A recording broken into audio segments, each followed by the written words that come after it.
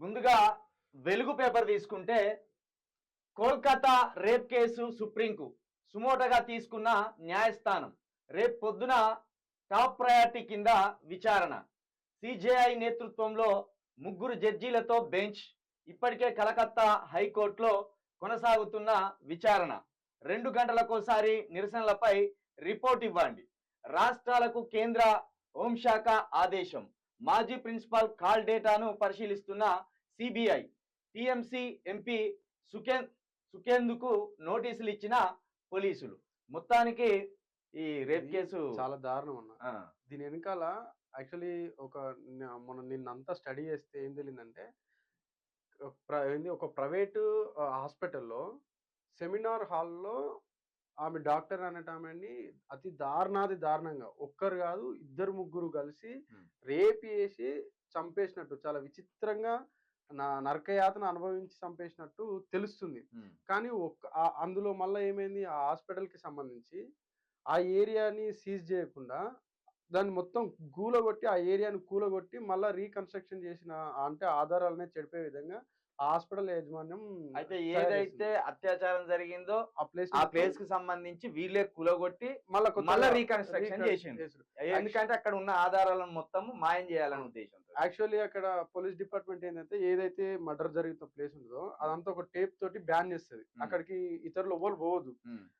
ఆ ప్లేస్ యాజమాన్యం కూడా అక్కడికి వెళ్ళకూడదు. అంత చేసినా కూడా మళ్ళీ ఆ ఏరియాని రీకనెక్షన్ చేస్తారు. ఇంకోటి మాయావతి కానీ అక్కడ ఉన్న ఎంపీలు కానీ మమతా బెనర్జీ కానీ మరి అక్కడున్న ఎంపీలు కానీ ఎవరు దానిపైన స్పందించకపోవడం గమనార్హం.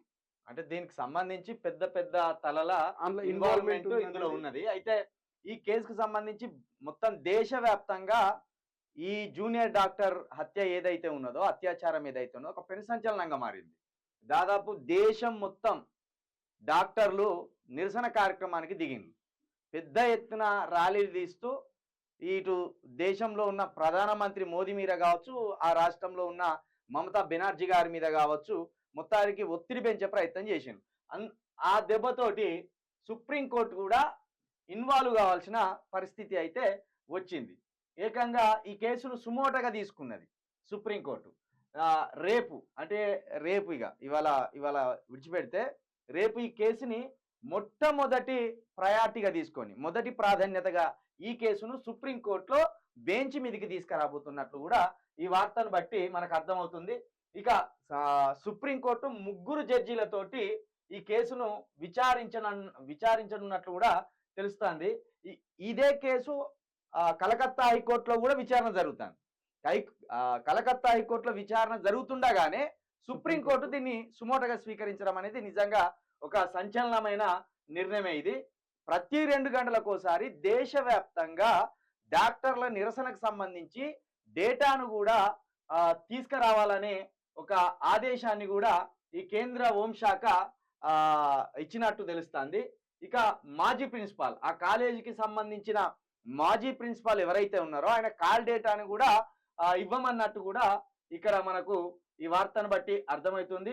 ఇక టిఎంసి ఏదే తృణమూల్ కాంగ్రెస్ పార్టీకి సంబంధించి మమతా బెనర్జీ ముఖ్యమంత్రిగా ఉన్న టిఎంసి పార్టీకి సంబంధించి ఒక ఎంపీకి కూడా సుఖేందు అనే ఒక ఎంపీకి కూడా పోలీసులు ఈ కేసులో నోటీసులు ఇచ్చినట్టు కూడా ఇక్కడ మనకు అర్థమవుతుంది. మొత్తానికైతే జూనియర్ డాక్టర్ హత్యాచారం ఏదైతే ఉన్నదో ఇది పెను సంచలనంగా మారింది. దాంట్లో ఇప్పటి వరకు కూడా ఆ అత్యాచారం ఎందుకు ముక్కుమ్మడిగా చేసిండ్రు, దాని వెనుక ఉన్న కోణం ఏంది, అందులో ఎవరెవరి ఇన్వాల్వ్మెంట్ ఉన్నది అనేది ఇంత కూడా బయటికి పొక్కడం లేదు.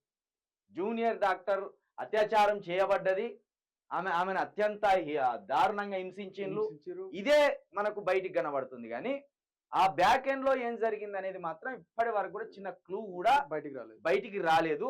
దానికి సంబంధించి మరి సుప్రీంకోర్టు కలగజేసుకున్నది కాబట్టి ఇప్పటికైనా ఆ అమ్మాయి ఆ జూనియర్ డాక్టర్ ఎందుకు అత్యాచారం కాబడ్డది అనేది బయటికి వస్తే దాని వెనుక ఎవరెవరు ఉన్నారు, ఎన్ని పెద్ద తలాలు ఉన్నాయి అనేది కూడా బయటపడుతుంది. అందులో ముఖ్యంగా ఏంటంటే అన్న, అది ప్రైవేట్ హాస్పిటల్, కొన్ని వందల సీసీ కెమెరాలు ఉంటాయి, సెక్యూరిటీలు ఉంటారు.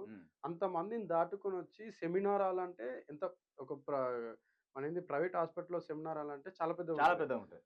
అట్లాంటి సెమినార్ హాల్‌లో అత్యంత భయంకరంగా ఒక ఆడామని డాక్టర్‌ని, జూనియర్ డాక్టర్‌ని చంపేస్తూ అంటే ఆ అరుపులు గాని, ఒక అమ్మాయిని మానభంగం చేస్తురన్నప్పుడు ఛేదిస్తురన్నప్పుడు ఆ అమ్మాయి అరుస్తది. హ్మ్.